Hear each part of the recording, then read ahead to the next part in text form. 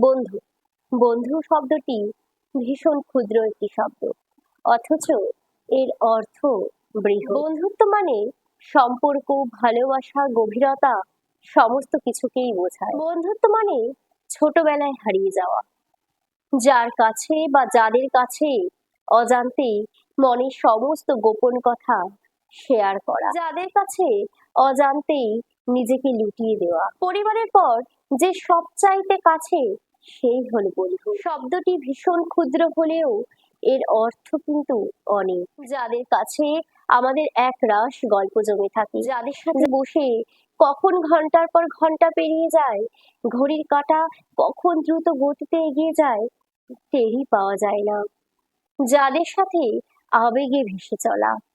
সময়ের সাথে সাথে আমরা যত বড় হতে থাকি, সেই পুরনো বন্ধুত্বগুলো কিরকম যেন হঠাৎই হারিয়ে যেতে থাকে।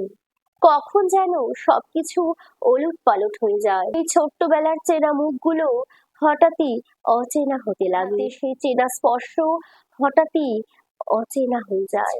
সময়ের সাথে সাথে আমরা যত বড় হতে থাকি, তত নতুন নতুন মানুষের সাথে আমাদের পরিচয় হয়, গভীরতা হয়।